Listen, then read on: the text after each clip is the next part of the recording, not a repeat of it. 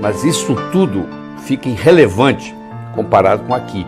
Porque se eu não mexer aqui, essa pessoa engorda de novo.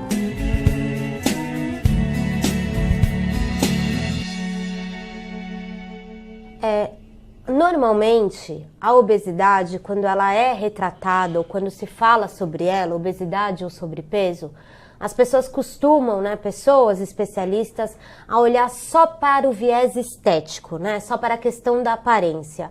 Eu li o seu livro e uma das coisas que me surpreendeu foi entender que o espelho, a imagem, ele faz parte de um contexto muito maior do que só a aparência. É isso mesmo, É isso doutor? mesmo. Hoje tem um conceito de mindfulness, que a mãe da mindfulness é a doutora Ellen Langer, da Universidade de Harvard, mostrando que essa atenção plena em alguma coisa faz toda a diferença. Eu comecei a minha carreira médica como psiquiatra. Eu me lembro que eu estava indo para a faculdade de medicina e tinha um professor meu de neurofisiologia que estava no ponto do ônibus. Eu parei o carro, falei, você quer carona? Ele entrou. Eu falei, mas você não tem carro? Ele falou, claro que tem, mas eu não dirijo. Eu não consigo aprender a dirigir. E ele era um psiquiatra famoso e diretor de um hospital com 240 mulheres loucas. Aí eu falei, quer fazer uma troca comigo? Ele falou, o quê?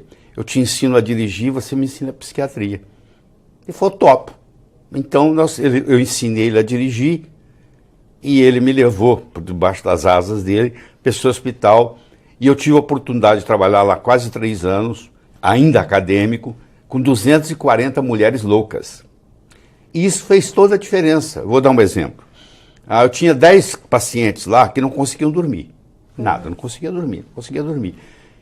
Toda terça-feira, às 18 horas, eu tinha uma reunião com essas 10 mulheres. E eu disse para elas que eu consegui um remédio dos Estados Unidos, que não tinha quem não dormisse. E eu preparei elas para receber esse remédio. Quando chegou o dia, eu avisei para elas que infelizmente o remédio não chegou, que nós tínhamos que esperar mais um mês. Aí esperamos mais um mês. E finalmente chegou a data. E eu dei para elas Reativan, que era um remédio que a gente usava para ficar acordado para estudar para vestibular. E todas dormiram muito bem. Olha isso, no dia seguinte, a mulher chegava e dizia, nunca dormi tão bem na minha vida.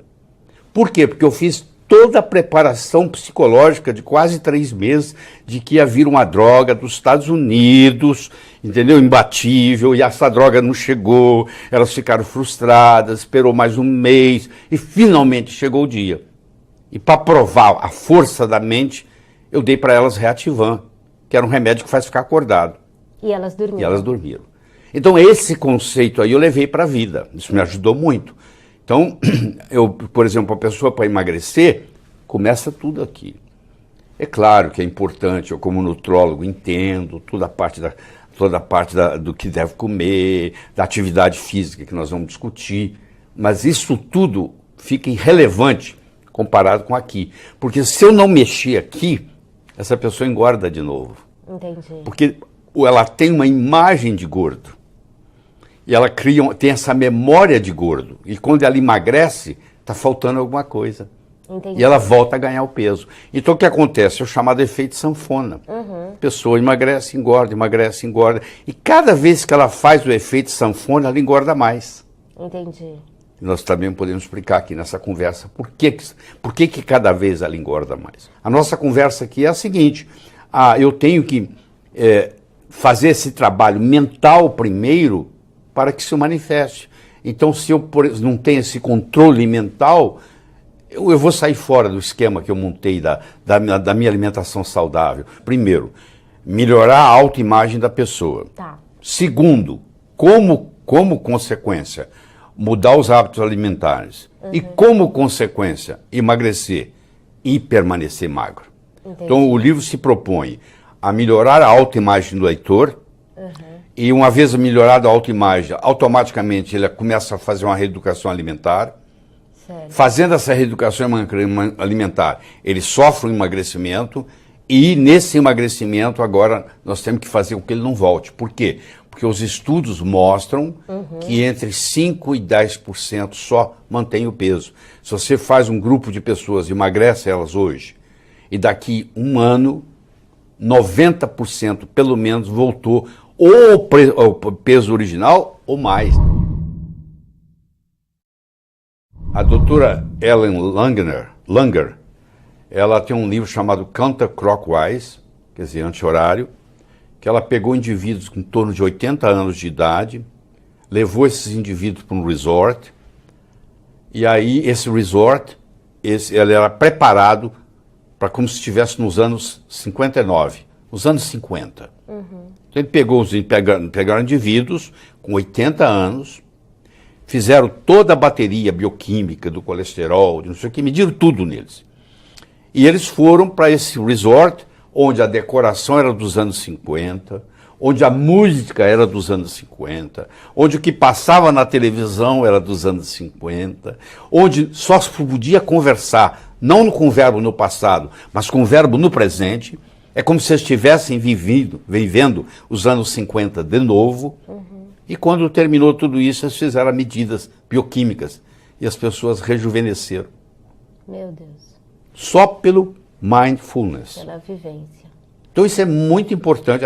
Isso na área da medicina tem uma aplicação enorme. Você imagina um paciente com câncer que vai num oncologista e ele diz assim, ó, não tem jeito não, só vai morrer. Acabou, já está morto. Porque como o médico é aquela figura que sabe tudo, e de repente ele fala que você vai morrer. Agora, se vai num médico e diz, não, nós vamos tirar esta letra, nós temos aqui hoje tecnologia para isso, a medicina evoluiu, pode estar certo. Quer dizer, a pessoa muda o mindfulness.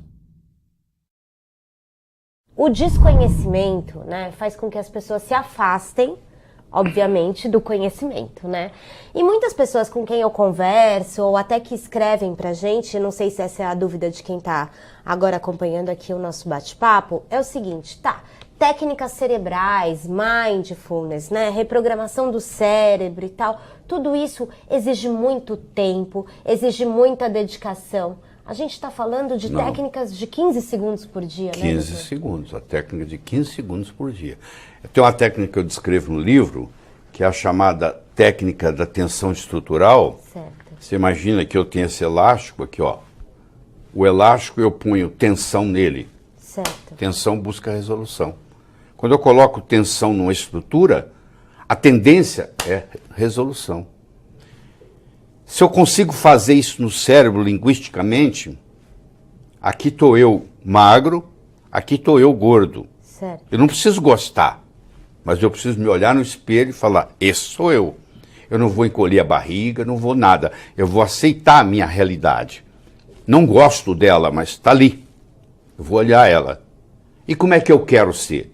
Bom, eu pego um retrato meu de quando eu era novo, jovem, magro, que algum dia você já foi magro, e eu crio uma imagem de magreza. Então, eu tenho que fazer a imagem, a visão, ser mais forte do que a realidade. Porque isso vai para lá, ó. Cria essa tensão. Cria essa tensão. Por isso que pensamento positivo não funciona. Aqui, ó, eu sou magro, eu sou magro, eu sou magro. Não tem tensão nenhuma. Eu tenho que me aceitar, ver como que eu sou, gordo, me imaginar magro, fazer essa imagem aqui de gordo em preto e branco, fazer essa imagem de magro em colorido, colocar essa imagem de preto e branco pequena, essa imagem de magro grande, aí eu crio uma tensão, onde eu faço essa imagem aqui de magro ser mais forte do que essa imagem de gordo. E aí eu mudo a minha estrutura psicológica. Agradecer a participação de todo mundo, o nível de debate aqui nos comentários quase sempre lá no alto, à exceção das pessoas que sempre querem, né, mais tumultuar do que contribuir, mas em geral as pessoas aqui participando... Mas essas também são bem-vindas. É importante o tumulto, é importante ir na contramão do que está sendo falado. É assim que gera o conhecimento. Eu não sou dono da verdade, não. Eu só sou um embaixador aqui para trazer um conhecimento que é uma outra visão. Essa é assim que eu me proponho, para você ir checar. Eu não estou pedindo para você acreditar em mim. Não acredite em mim. Vá e procure a informação. Mas se você acredita no Dr. Lair Ribeiro e quer levar todo esse conhecimento para sua casa, aqui nos comentários, palavra do Dr. Lair Ribeiro, produto editorial, parceria do Dr. Lair com a Jolivie, com todo o conhecimento numa linguagem simples e transformadora para você. Muito obrigada a todo mundo que ficou acompanhando. Doutor, Estamos aqui com um número ainda impressionante de pessoas que estão nos acompanhando. Muito obrigada a todos vocês, Eu quero Márcia. só terminar com a história. Por Se me favor. permite. Gente, eu já vou me despedindo e vou passar a palavra para o Dr. Lair. Era uma vez um escritor que vivia à beira-mar. Ele tinha por costume caminhar na praia e à tarde e à noite ele escrevia. Uma manhã ele estava caminhando na praia e de longe ele avistou um jovem que dançava na areia. Aquilo despertou a curiosidade dele, ele se aproximou. Quando ele se aproximou, ele viu que o jovem não estava dançando. O jovem estava jogando coisas no oceano. Ele perguntou para o jovem, jovem, o que você está fazendo? O jovem respondeu, o sol está quente, a maré está baixa, essas estrelas do mar estão morrendo desidratadas aqui, eu estou jogando-as de volta ao oceano. Aí o escritor olhou para o jovem e disse, jovem, será que você não entende? Existem centenas e centenas e centenas de quilômetros de praia, centenas de milhares de estrelas do mar na areia. Você jogar uma ou outra de volta no oceano, no total não vai fazer diferença nenhuma. O jovem pegou uma estrela do mar, jogou no oceano, olhou para o escritor e disse, para essa eu fiz diferença. O escritor foi para casa, naquela tarde ele não conseguiu escrever, naquela noite ele não conseguiu dormir, na manhã seguinte ele levantou-se, juntou o jovem e os dois juntos começaram a jogar estrelas do mar de volta ao oceano. Eu estou conversando com vocês tem 1h30, quase 30 minutos. Eu não sei qual impacto essa conversa vai ter. Se vai entrar no ouvido, se vai sair no outro, se você achar que eu estou errado, etc. Mas eu vou dizer uma coisa. Se fez diferença para um de vocês, já valeu a pena. Muito obrigado.